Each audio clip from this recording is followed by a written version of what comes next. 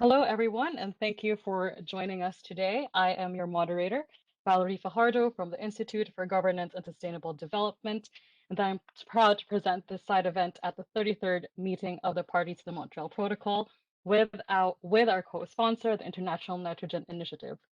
IGSD aims to promote just and sustainable societies and to protect the environment by advancing the understanding, development, and implementation of effective and accountable systems of governance. We bring together professionals and organizations like our speakers and I, who are committed to strengthening environmental law and institutions to promote sustainable development. To give a little bit of an idea as to who our co-host is its Vice Chair, Professor David Kanter.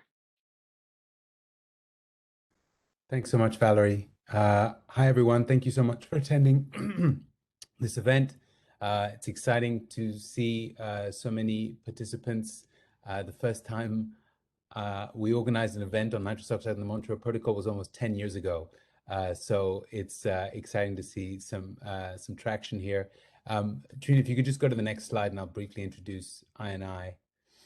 Thank you. So the International Nitrogen Initiative has been around for a couple of decades now, and it's the leading science policy platform for sustainable nitrogen management. So it is really a galvanizing force for the scientific community that studies nitrogen and promotes and drives interdisciplinary research on a whole array of nitrogen issues, including the loss to the environment and how to manage it sustainably, and also is a forum for multi-stakeholder engagement to develop more sustainable nitrogen management policies. And we largely do this through either our regional offices or our conferences every 3 years, where we bring together the nitrogen science community to discuss the latest science on this issue. So I'll leave it at that and pass it back to Valerie. Great, thank you so much, David. We'll hear more from Professor Kanter a little bit later. But before we proceed, a few housekeeping matters first. This session is being recorded and will be available on IGS's website. Materials will also be made available to you either through email or the side event page. And if you have questions for our panelists or for our speakers, please post them on the Q&A box, which, if you're using a desktop, should be on the right of your screen. If you mean for a particular panelist to answer a question, please indicate so. We have can we do the next slide, Trina, please? Okay, we have a packed agenda for you today. We will tackle everything from what is nitrous oxide, how we can control it through the Montreal Protocol, and then the abatement or mitigation technology that is available both in the agricultural sectors and the industrial sectors. And towards the end, we have a short tribute video for Mario Molina. Next slide, please. And to guide us through this information sessions are our 3 speakers. We have already met our first one. Professor Kanter is the vice chair of the International Nitrogen Initiative, but he is also an associate professor for environmental studies at the New York University. His research examines new policy options for addressing nutrient pollution and how to manage the transition to a global agri-food system consistent with the Sustainable Development Goals. Prior to his current position, David was a postdoctoral research fellow at the Earth Institute at Columbia University. Our second speaker is Marco Pogianella, the co-founder and the CEO of Save Our Planet, who will be presenting on the mitigation technology available in the agricultural sector. Mr. Pogianella is the author of numerous scientific publications, a member of the New York Academy of Sciences, and the regular speaker at international conferences on sustainability in agriculture. Formed in response to the climate crisis and its negative impact on the agricultural industry, SOP is the culmination of years of research and innovation. Our final speaker is Mr. Enrico Robertos, who is the director of the Secretariat of the Nitric Acid Climate Action Group, led by GIZ. Mr. Robertos has been with GIZ since 2008, working on climate change and environment with a focus on urban and industrial management. He worked in India for over 5 years as the director of climate change mitigation projects within the framework of the Indo-German Environment Partnership.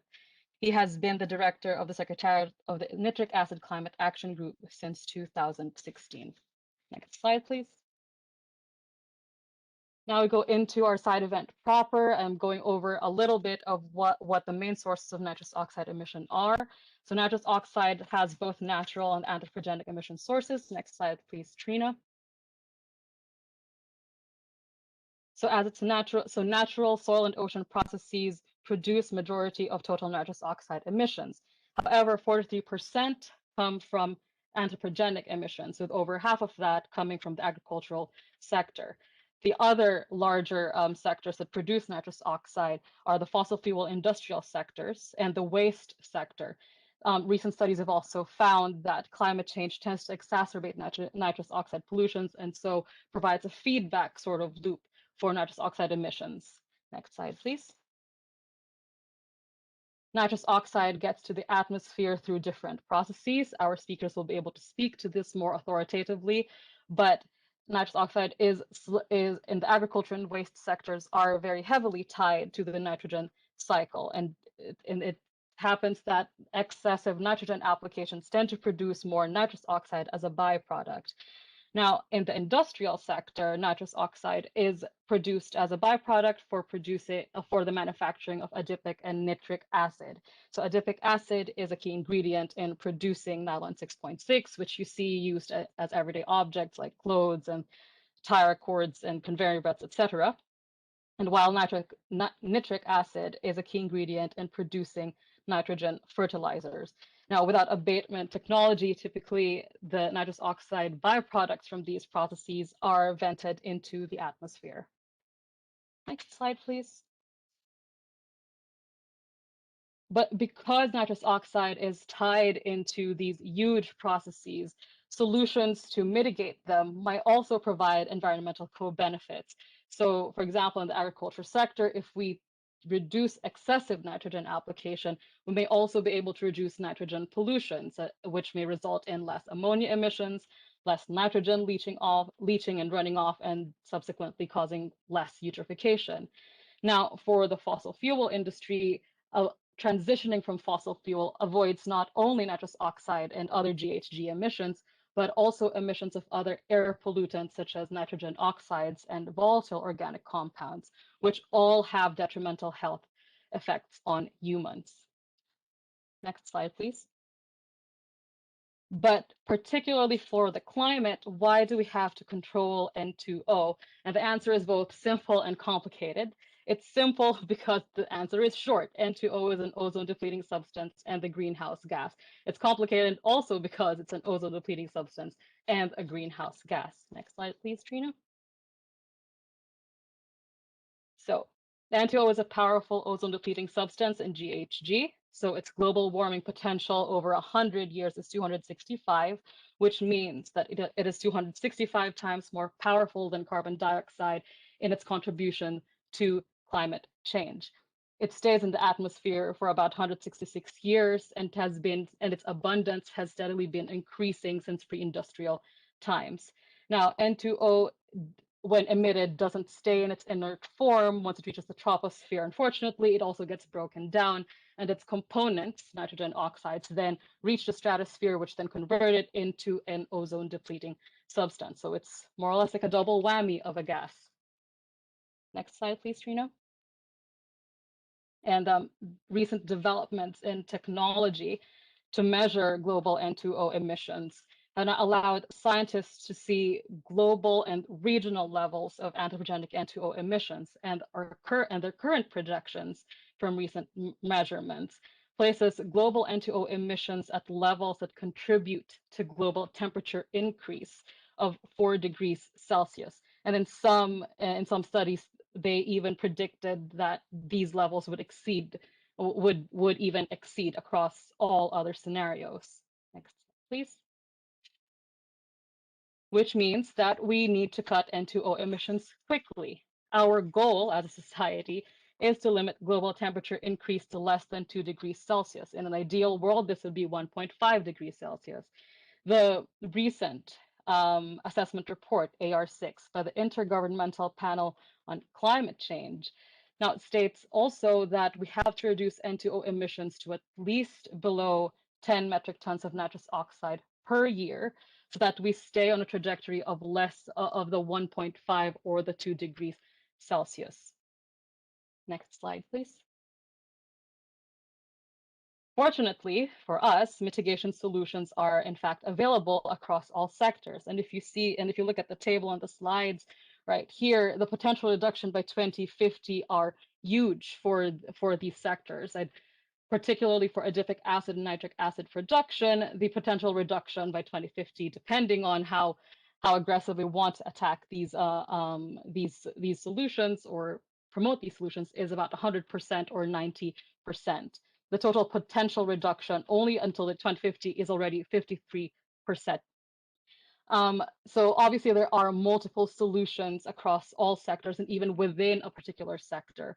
But for today's session and for our purposes, we are focusing on two particular: agriculture and industry. We have chosen agriculture because we essentially cannot have a conversation in N2O without talking about agriculture, as it is the main source of anthropogenic N2O emissions. And thus, while it provides a challenge for us, it also provides significant mitigation potential. Now, mitigation solutions are varied in this sector and encompass a wide expanse of possibilities, from soil additives, as Mr. Poginello will talk to us about later, and to systemic changes such as regenerative agriculture. But the challenge before us is to find cost-effective mitigation solutions in the sector that will allow us to achieve quick reductions in nitrous oxide emissions with a view towards better ways to produce our food for a growing population. We have also chosen the industrial sector, but for a different reason. In the industrial sector, as our third speaker, Mr. Robertos, will be able to talk to us more about, the abatement technology has been available for quite some time. The challenge is to get developing countries or other countries that host adipic and nitric acid production plants to adopt these technology and provide legislation and policies to make sure that they remain implemented in these countries. Next slide, please, Trina. That is not to say, of course, that there aren't any major gaps that do prevent the adoption of these available solutions, but I do believe that is where the Montreal Protocol can come in. It is high time that parties to the protocol begin seeking opportunities to have the protocol be more involved in controlling nitrous oxide, not only because of the climate concern, which is obviously quite stark, but also because of its ozone depleting potential. With the success of the Montreal Protocol in phasing down or phasing out ozone depleting substances, nitrous oxide is primed to be a major ozone depleter in the future, which is why we have to act now and we have to act fast. With that in the background, I will bring on our first speaker, Professor Kanter, who will speak on including nitrous oxide in the Montreal Protocol. Thanks so much, Valerie, and thanks so much for setting the stage for my comments here. Trina, you can skip this slide and the next slide and just go straight to the central points. There you go. Thank you. So just to summarize what I'm going to talk about in the next 7 minutes or so, and this has already been made, several of these points have been made clear by Valerie. Nitrous oxide is the largest remaining threat to the stratospheric ozone layer, in addition to being the third most important greenhouse gas. So if we do not want to undermine the success of the Montreal Protocol, and if we want to have any chance of reaching 2 degrees, let alone 1.5 degree targets, we need to take ambitious action on nitrous oxide. Post Kigali, the Kigali Amendment that obviously led to the control of HFCs under the Montreal Protocol, there is a clear legal pathway for taking on nitrous oxide. For reasons I'll outline, the Montreal Protocol is arguably the best international environmental agreement for ambitious nitrous oxide mitigation. And more generally, around the topic of nitrogen pollution, so by that I don't just mean nitrous oxide, but also everything from nitrates to ammonia to NOx to organic nitrogen, there is an increasing awareness and policy visibility, especially in international fora, but also at the national level, showing mounting political will for serious action. Next slide, please. I like this this screenshot because it's a Wall Street Journal article from 1975 around just outlining how in fact, nitrous oxide and the potential threat nitrous oxide poses in ozone depleting substance was identified, in fact, by Paul Crutzen, who shared the Nobel Prize with Mario Molina and Sherry Rowland. It was outlined prior to the discovery of the link between CFCs and ozone depletion. And this is just one article that I found during my PhD research over a decade ago now, highlighting that. So nitrous oxide has been known to be an ozone depleting substance for a long time, and yet was never really seriously included in the original discussions behind the Montreal Protocol. And I don't think that story has really been told. Next slide, please.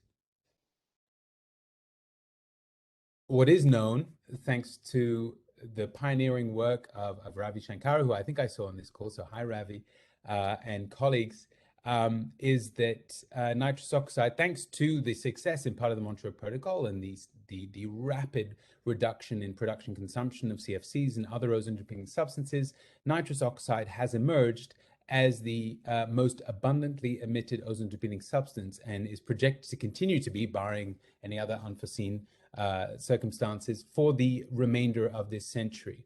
And by mid to late century, you're looking in a worst case scenario of nitrous oxide emissions being up to a third of the peak of CFC emissions.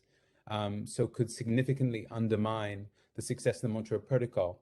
And also due to the complex stratospheric chemistry, if we only focus our attention in a climate sphere on carbon dioxide and methane, but do nothing on nitrous oxide, we could reach a world where, in fact, ozone depletion in terms of the reduction of Dobson units and concentration could be worse in certain parts of the world than even at the peak of ozone depletion back in the 80s and 90s. Next slide, please. As Valerie pointed out, mitigation opportunities exist across all sectors. This is work that Eric Davidson, who I believe is also on the call, hi Eric, and I did for a UNEP special report back in 2013 on nitrous oxide. This is just one spaghetti diagram showing a range of different scenarios, both kind of ranging from business as usual in the blue to concerted or ambitious mitigation in the green. And just to give you a sense of and this is all looking at different scenarios using different technologies, and I'm happy to get into more of that in the Q&A, but just to give you a sense of the scale of what's possible and the kind of mitigation that's possible. The difference between your average business as usual scenario and your average ambitious mitigation scenario, if you look at the cumulative emissions reductions from today up until mid-century, you're looking at about the equivalent of over 8 years of current emissions from the United States. So about 55 to 60 gigatons of CO2 equivalent. Similarly, with regards to ozone, you're looking at more than, I'm trying to see if I can remember this right, it is 50 to 100% greater, the savings that you get in terms of reducing N2o from what was identified as the largest potential saving in terms of reduction of ODP potential from the destruction of existing banks of old appliances. So what could be done, the potential benefits of reducing N2o are stark, and that's not even taking into account, as Valerie was pointing out, the links to the nitrogen cascade, which means that as we reduce nitrous oxide, we could also get potential benefits in reduced runoff and reduced air pollution and reduced biodiversity loss. And that obviously has links to other planetary boundaries and other sustainable development goals. Next slide, please. So in terms of why the Montreal Protocol is arguably best suited to manage nitrous oxide, first, there are similarities between the fertilizer and the fluorochemical industry in the sense that obviously one big reason that the Montreal Protocol was successful was that, sorry, I'm going to click the window here, there's a truck outside, that the same companies that produced CFCs also dominated the market for alternatives that were patent protected and they could charge a premium for. And there is arguably a similar dynamic with the fertilizer industry in that it's a highly concentrated industry, and the same major players that produce traditional fertilizer also produce enhanced efficiency fertilizers that are patent protected you can charge a premium for. Secondly, the focus on production consumption in the Montreal Protocol is actually quite helpful because when you look at some of the central metrics for measuring reductions in nitrogen pollution, often we look at nitrogen use efficiency or fertilizer use efficiency, and that's about how you use the product itself and how it is consumed, which is a much easier to measure metric than emissions, especially agricultural emissions that are spread over hundreds of millions of acres. I know we could debate this third point for a while, but the fact is that the Montreal Protocol has had important experience in terms of how it dealt with methyl bromide. I know not all of that was easy. Some of it was challenging, but I think a lot of the approaches that were taken, particularly by the funding agencies and some of the trainings and projects, could be really important models for how we deal with nitrous oxide. And finally, because the UNFCCC, the Climate Convention, takes a more basket approach, often nitrous oxide is forgotten, and carbon dioxide and methane are often the ones that are focused on. So focusing it, taking it on within the Montreal Protocol could provide a more focused approach. Next slide, please.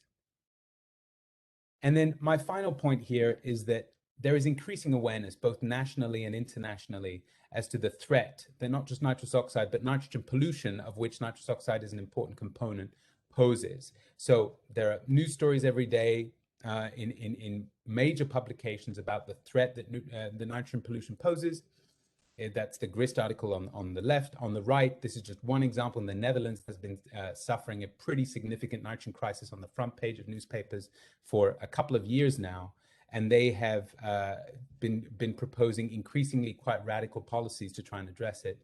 And then in the center, you see the UN a couple of years ago, in tandem with a resolution at the UN Environment Assembly and a Colombo Declaration that has been signed on by tens of countries to reduce nitrogen waste by 50% by 2030. There is this launch of a UN global campaign on sustainable nitrogen management. So all of this attention is making serious action on nitrous oxide an increasingly politically feasible option. I believe the next slide is just a recap of the central points. So nitrous oxide, important ozone depleting substance and climate gas. There is a clear legal pathway for the Montreal Protocol to take it on. Montreal Protocol is arguably best suited to deal with nitrous oxide mitigation, and because of the increasing awareness and attention paid to nitrogen pollution writ large, now is a really opportune time for the Montreal Protocol to consider this more seriously. I'm happy to discuss. I've thought a lot about what next steps should be and in terms of concrete things, but I'll leave it there just in terms of introducing the issue and how it could be linked to the Montreal Protocol. Thanks very much. Thank you, David, for that very focused discussion on how on the role of Montreal Protocol in controlling nitrous oxide. We'll move on to our next speaker, Marco Paganella, for technology to mitigate nitrous oxide in the agricultural sector.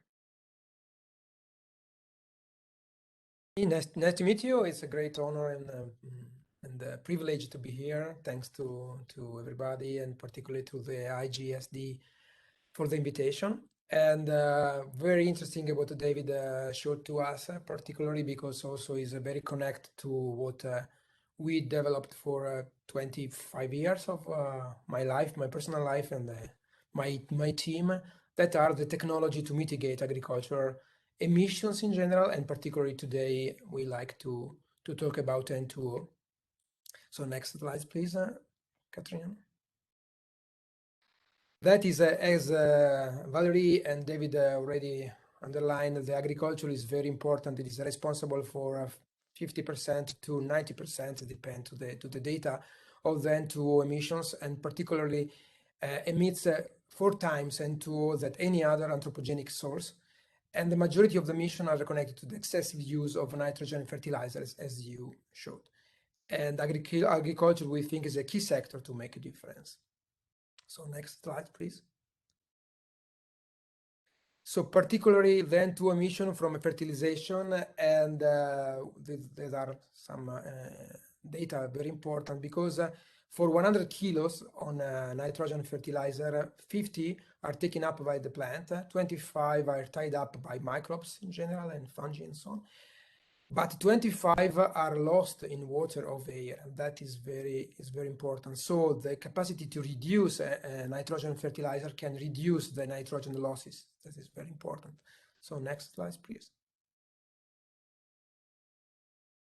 Another point that David touched a little bit, but we think is very important, is also the emission from manure management, particularly liquid manure management, that come from the poo from beef and dairy, pigs particularly, and emit a lot of nitrogen as well, and particularly the microbes convert the residual organic matter in liquid manure.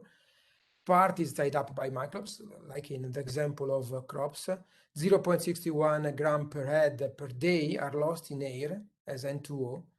And an example of a 100 cows dairy farm, is considered a small dairy farm, emits 22.3 kilo of nitrous oxide per year, equivalent to 6.6 tons of CO2 equivalent. So that is a huge amount for just from the cows. And so reducing the available nitrogens reduces the potential losses also in this particular sector. Next slide, please. The important point is we can say it's easy, of course not so easy, but we can reduce nitrogen losses because it's enough to reduce nitrogen fertilizers, yes.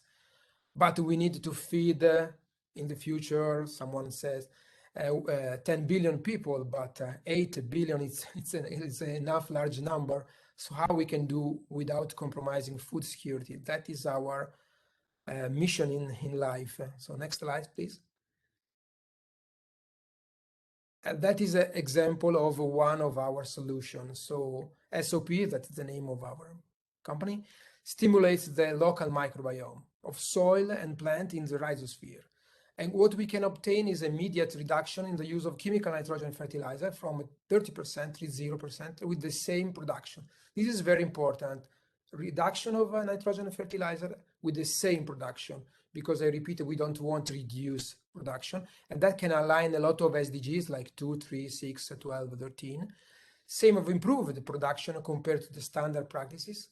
Emissions reduction, we have an interesting publication that is clear in the Po Valley. We can reduce to 23% of N2o from crops using our solution, and less leaching of nitrates, as well as the soil improvement, so carbon sink and carbon sequestration. Next slide, please. And so we have solution for all the major staple crops and vegetables. We are based on natural raw materials, scientifically validated, allow for immediate reduction of and fertilization of at least 30%, scalable, because our dosage of our product is from 20 gram to 5 kilos per hectare, so very scalable and usable, and is approved also for organic farming. Next slide, please. That are some pictures that we can show that with a reduction of nitrogen fertilizer, we are not a reduction of yield or production, as the opposite. Corn, wheat. Next, please. Potatoes, soybean. Next. Rice, alfalfa, and we have tons and tons of these pictures and experience, and thousands of farmers that are using this solution. Next, please.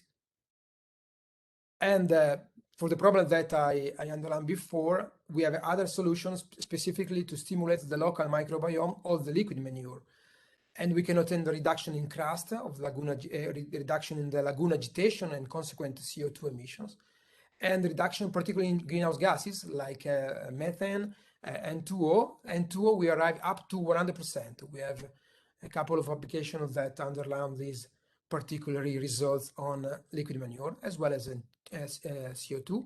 And the reduction, David showed a picture about Netherlands that propose a solution to reduce the number of cows, particularly for ammonia. Well, we have a solution that we can reduce up to 100% of ammonia emissions. And also we obtain a solar impulse certification as a solution that everybody can use today. Next slide, please. And that are solution available for all livestock species based on natural raw materials as well. And similarity is for the product for crops. The dosage is very, very low and is absolutely scalable. Next.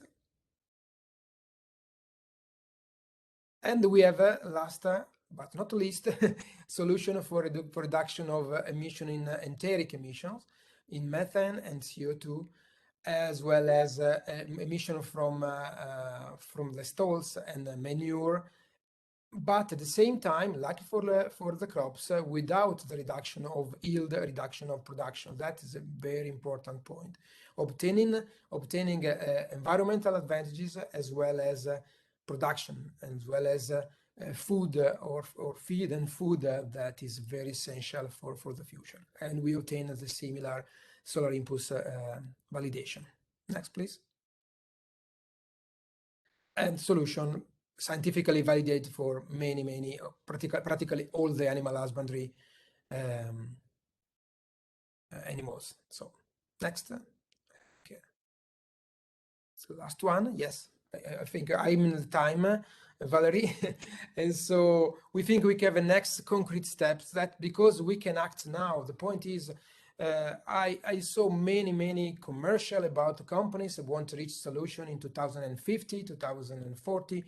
The point is we can obtain reduction now. We can obtain now. That is very important. We don't have 20 years or 30 years, and that is very important. We think that Montreal Protocol can be effective as well as other organizations, but particularly to push reduction of N-based fertilizer, but at the same time with the guarantee of same yield.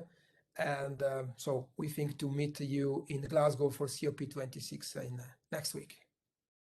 Thank you very much. Great. Thank you so much, Marco. Thank you. I mean, we know that agriculture is one of the more contentious sectors. Your product and your technology, your solution helps envision at least a practical way towards getting these emissions from the agricultural sector under control. And with that, we move on to our last speaker, Mr. Enrico Robertos from GIZ, who will be speaking on abatement technology and financing opportunities for industrial N2o emissions. Okay, thank you very much, Valerie, and also thanks a lot for inviting us or me to this session. Very interesting, and I also think the speakers before, it's a very interesting session so far. Well, yeah, I like to present the Nitric Acid Climate Action Group. That's an initiative which was founded and launched by the German Ministry of Environment a few years ago. And it's a very focused initiative in terms of N2o reductions, emission reductions N2o emissions coming from the industrial sector. And we're looking at the nitric acid production sector. And as Valerie already mentioned earlier, or the presentation, it was shown that the production of nitric acid it's a big emission sector in terms of N2o emissions. And we are very focused on this sector, so just on the production of the product. But I think in this session, it's nicely shown already that not only the production of the material of the fertilizers, but of course also the usage, as Marco just pointed out very well, is an important source of mitigation or potential of mitigation. So, but we are with this initiative, we are forming an action group. It's the Nitric Acid Climate Action Group, and with this action group, we're trying to bring in as many countries and industries as possible. That's our goal. Our vision of the initiative is basically to have the whole production globally transform it to a more climate-friendly production. That means using the available mitigation technology in their plants very concretely in the future, and also starting now basically. And with this initiative, we are trying to bring in as many countries and production facilities into the action group. And how do we do that? Or why did we start with this sector? Maybe to start with this. The CDM, the Clean Development Mechanism, one of the flexible mechanisms under the Kyoto Protocol, was pretty successful to incentivize producers of nitric acid in developing countries to install the mitigation technology for the N2o abatement, its catalysts, to install these catalysts at their plant and at their sites in various countries. Many projects were developed. So the money the CDM was providing through the CERs was incentive enough for the production, for the operators to do it. And they need an incentive because to run the catalyst for the mitigation of the N2o, it's a pure, there's no efficiency gain. So from a business perspective, it's just an extra cost, and they will not do it without an incentive or regulation. And at the moment, this sector is hardly regulated globally.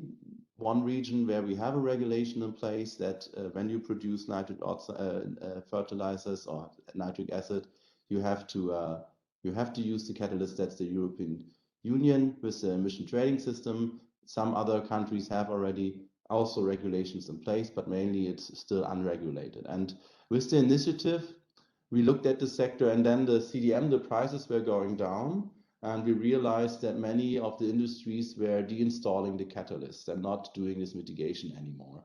And of course, that's a big problem, because I think it's a thing we can't accept, because first of all, it's a big source of mitigation and high potential of mitigation. Second, the technology is available to mitigate these emissions. Yeah, it's not something we cannot do. We really have the technology. It's proven technology. It's used technology in all kinds of country contexts. And thirdly, it's a comparatively low cost mitigation potential. So the cost of per ton CO2 equivalent ranges between $1 and $3 per ton. So it's a very low cost potential. And with this in mind, we said, okay, let's see how we can get more and more countries to join into this action group and to agree that this situation cannot go on. We have the technology, the costs are comparatively low. Why don't we do it? It's also not so many stakeholders. I think another very important point. And so we formed the action group, and we started to design a very concrete offer to countries joining the action group. So if we have a country and its industry joining our action group, and by joining the action group, the country and also the industry commits to use the technology, or in other words, produce its nitric acid in the future more climate friendly by mitigating the N2o emissions. And the technology is able to reduce the emissions all the way to 98%, so very efficient technology. And when the countries and the industry commits in a statement towards the other members of the action group, of the climate action group, if they do the commitment towards the other members, yes, a written commitment given by a minister or higher, yes, we will in the future bring in some sort of policy, regulation, incentive scheme, whatever, in our country to make sure this emission is targeted and in the future mitigated. If the statement is done, we from the initiative, from the secretariat, we will support the country financially and with technical support. And so the financial support is a grant will be given to the industry, and with this grant we cover up 100% of the overall cost for the technical equipment for the catalyst. So basically, if the country agrees to put up a new regulation in its country, if the government agrees to put up a new regulation to higher the environmental standards or the climate change standards, then we help the country and the industry to also comply with these standards in forms of financial support for procuring the mitigation technology, but also with technical support. We do very hands-on technical support. We do feasibility studies at the plant level. So we discuss with the plant operator the best option, technology mitigation option for their operation process. The NACEC is technology neutral, so we are not promoting a certain system or technology provider. The NACEC is neutral towards the technology provider. The technology is bought by the plant operator in an open tender process. So we are not having any specific. We are not supporting any specific technology, but we are completely neutral. And with this feasibilities, we're supporting the plant operator to decide on the right technology. We also support countries, the governments, if they wish, on the overall regulation of the sector or designing the right policy for its own case. Another service package we provide if they want it, it's the whole MRV, the monitoring, reporting, verification system we set up. We also finance 100% of the monitoring equipment at the plant level, which is also quite important. So what I wanted to say is we have a very attractive offer to the countries and to the industry when they join the club, when they join the action group and say, yes, our commitment is also on the table towards the other countries. We all agree we will do something about this and also in the future sustain it and make a solid policy basis for this in our country, then they get a good support to also reach this target, to comply with the new standards.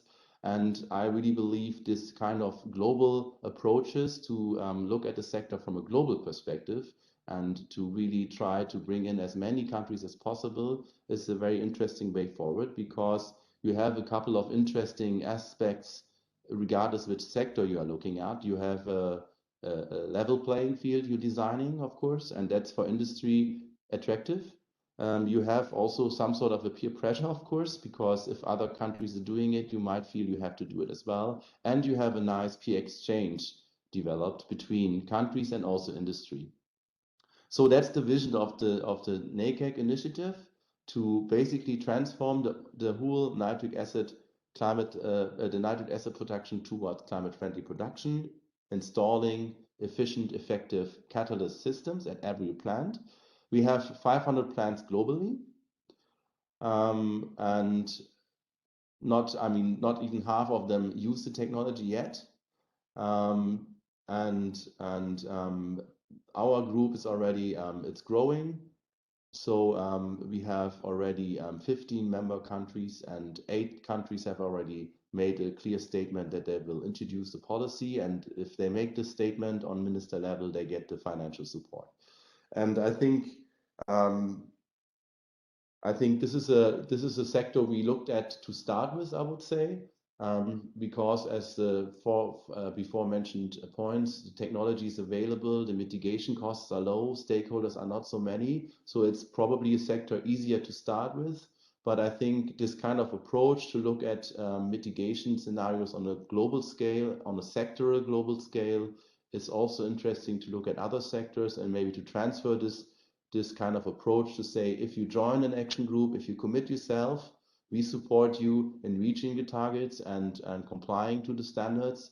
And I think this is also very much in the spirit, let's say, of the Paris Agreement, where every country has a goal and has to achieve its own NDCs. And we as Germany are happy to provide the support.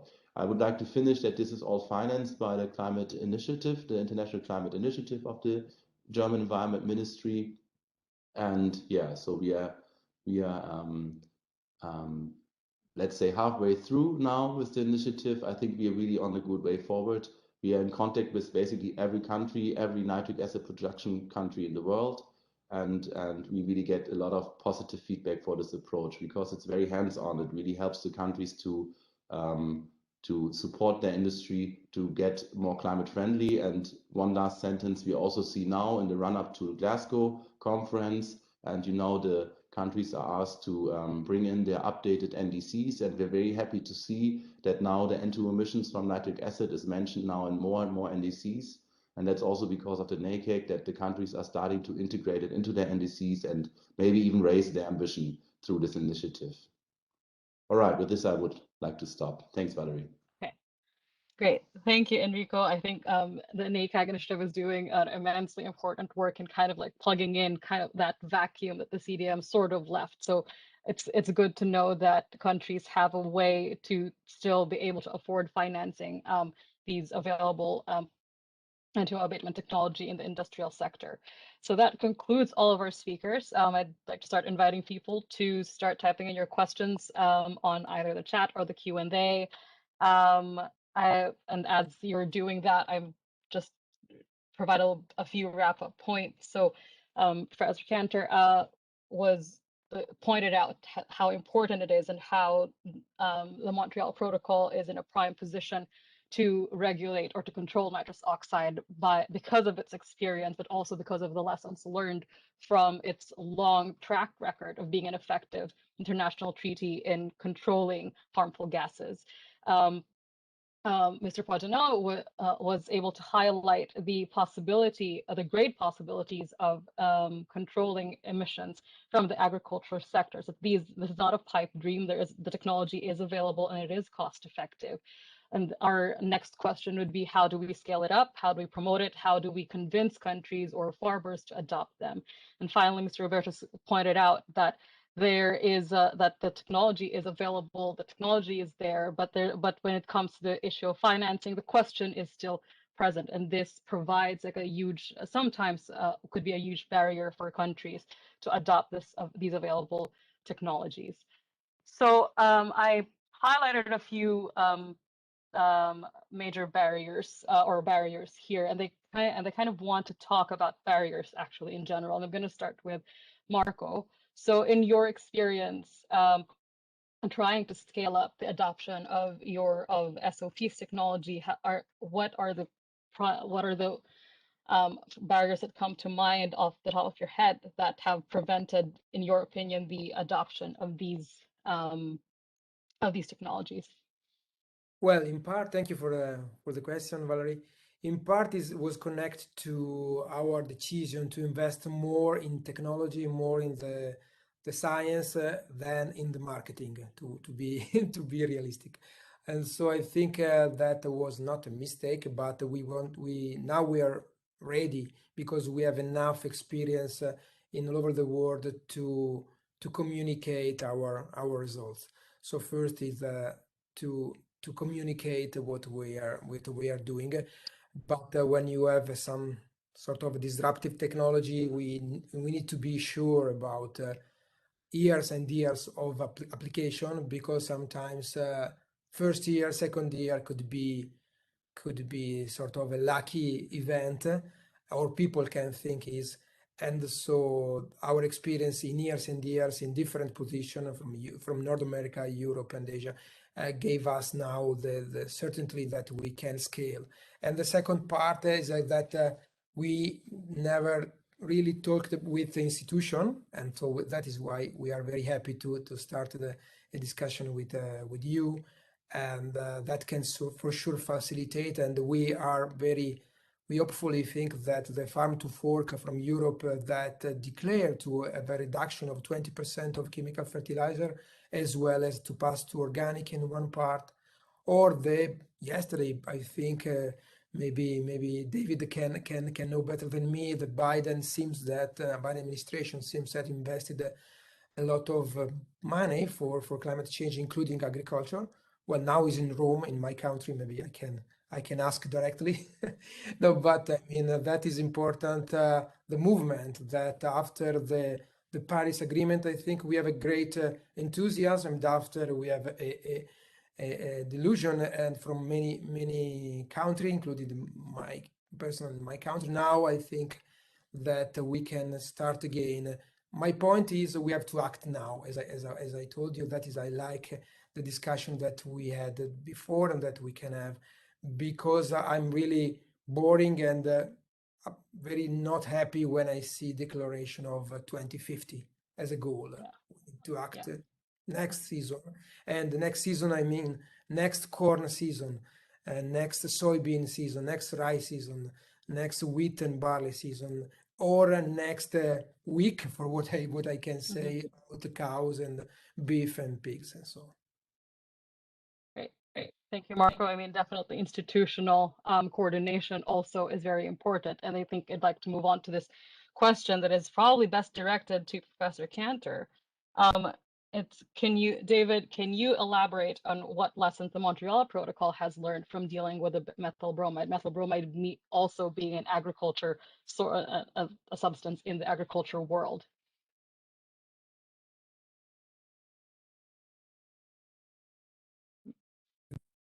And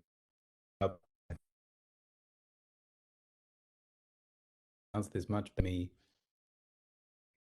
case that on the one of the most challenging episodes, because you're dealing with in the agriculture is just to regulate and enforce. But I think where it would be interesting to learn two sides. One, he was mobilized to study this issue, because I think that was very important in creating a community around this, specifically tied to the Ozone Agreement. And then secondly, the work of the Multilateral Fund and the range of types of projects that were put in place, from training tens of thousands of farmers in alternatives to methyl bromide, to information dissemination, to technology transfer. And again, one thing that was very helpful in the structure of the Montreal Protocol are these national ozone offices that are in many, especially developing countries, that are able to then adapt the advice and the trainings and the technology that was disseminated around methyl bromide alternatives to those specific contexts, which is especially important in such a heterogeneous sector as agriculture. So I mean, there's much more I could say, but that's kind of the broad headline, I would say.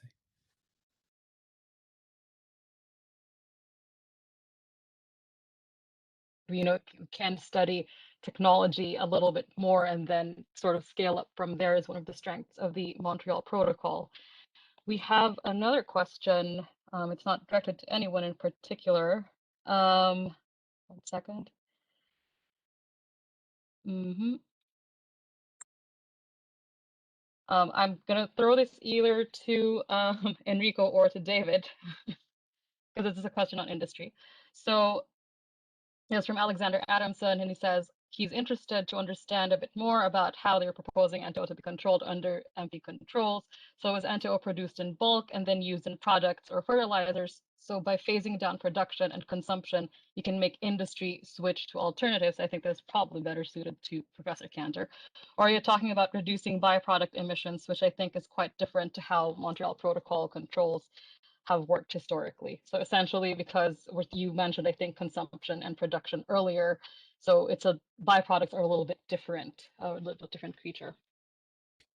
Yeah, that's totally right. Nitrous oxide is for the most part a byproduct, especially agricultural.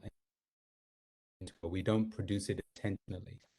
So that is why, at least in my view, focus on production and consumption is warranted because it is just easy to monitor the production and consumption of nitrogen products than nitrous oxide. So that's what I would say. And there are metrics for doing that. Namely, the IPCC has emission factors for nitrous oxide. So for every kilo of fertilizer that you apply, a certain percentage is loss of nitrous oxide, and then they can be adapted to specific countries. The link to that, and to Eric Davidson's question, whether it might require fertilizer to efficiency fertilizers. I think there are ways to do it that wouldn't be so directed towards a specific technology, but that could emphasize either certain practices or certain not in kind alternatives, which is also a story from the Montreal Protocol that not all the alternatives to CFCs were the HCFCs or HFCs, but were completely out of the box systemic change, alternatives that didn't require refrigerants or foams in the first place. And then just quickly, because I see Etienne's question as well, and hi Etienne, in terms of champion parties, I mean, I think certain parties perhaps lend themselves more to being. The jump is Norway, Scandinavians in many environmental issues. Norway, all the largest nitrogen the product over there, a bit more tongue in, but also serious rock.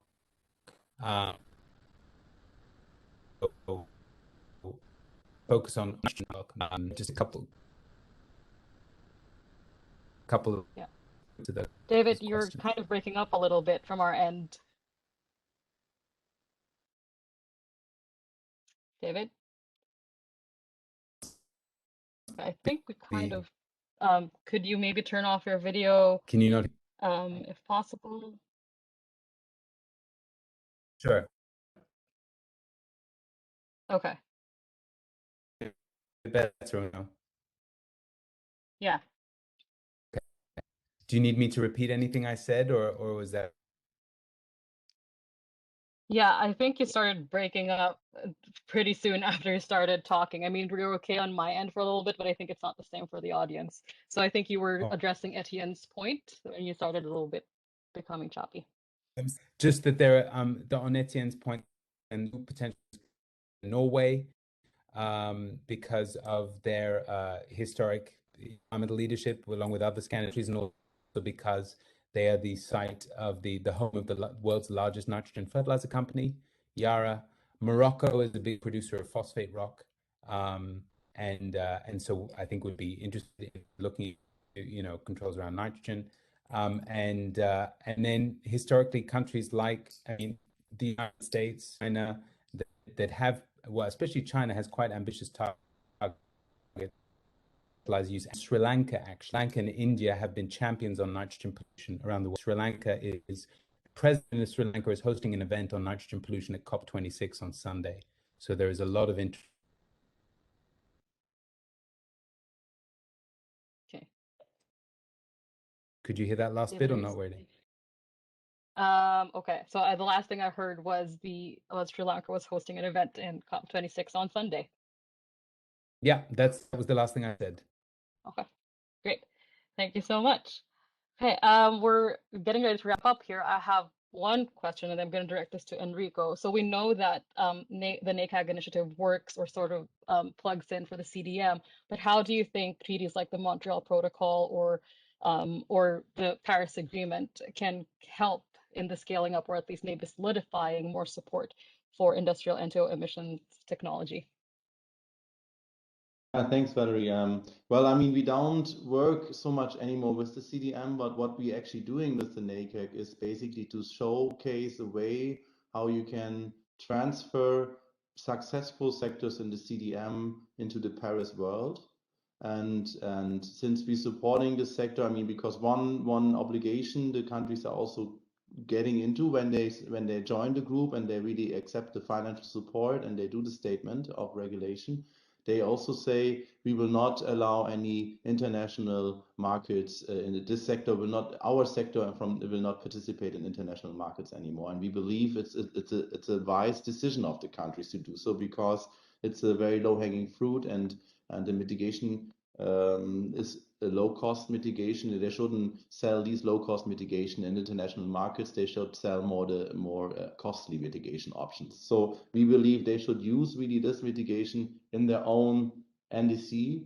And so that's the perspective from the CDM. So coming from the CDM, a successful sector in the CDM, now bringing it into the NDCs of the countries, and they use the sector now to achieve their own targets. And they don't sell the emission reductions to the international market. And then I think to the second part of your question, yes, it's really important to have these international treaties. For us, the Paris Agreement was really, of course, big support. And the 5-year update of the NDCs is supporting our initiative quite a lot. We can see that countries are starting to look, where can we raise our ambition? Which sectors can be targeted? And if we come then with the NACAG initiative, for them, it's a really good initiative because they have a clear input for their NDC. They can raise their ambition, and we even support them to do so. So I think it's really good. And of course, a Montreal Protocol would be similar support, I believe. Another measure which is really helpful for us is at the moment the discussion in the EU about the CBAM mechanism, the carbon border adjustment mechanism. And you might know that one of the sectors targeted under the CBAM is also the fertilizer sector. And of course, we can see that countries who export fertilizers into the EU are looking at this, and of course this is also a push for them to say maybe we need to produce our fertilizers more climate friendly in the future in order to be able to export to the EU or to be able to be competitive. Thank you so much, Enrico. And I think that is time for us, actually. Well, we're 2 minutes over 7 p.m. in Nairobi. But thank you everyone for joining us today, and thank you all to our speakers for sharing your knowledge with us and your experience. It's valuable, and IGSD and INR are thrilled that you are here and that you decided to join us. So before we close, as I mentioned earlier, we do have a short tribute video to Mario Molina. And as we look to the future horizons of the Montreal Protocol, there's an opportunity to reflect on the past and those who have inspired the continued evolution of the treaty. So in memory of Mario Molina, who passed away last year, we would like to conclude this session by sharing a short video tribute to his life and contributions to inspire us all as we move forward on our path to protect the planet.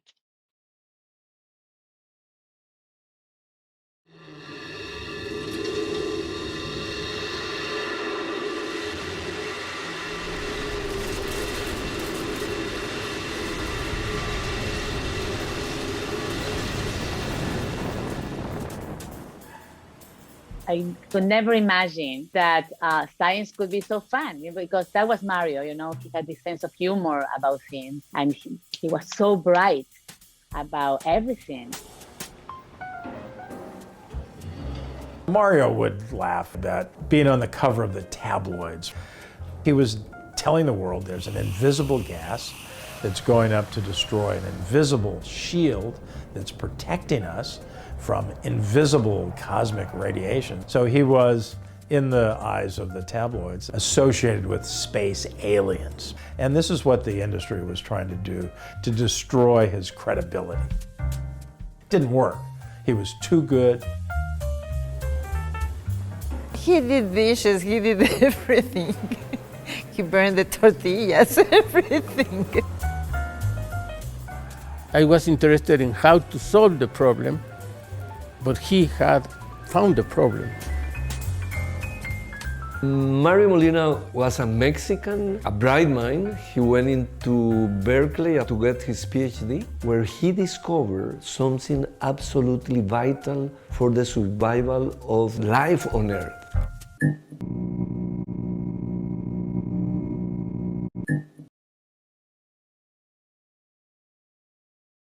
All right. Thank you again, everyone, for joining us. That is the end of our side event, and we hope to be able to speak to you and meet you all in person soon. Bye.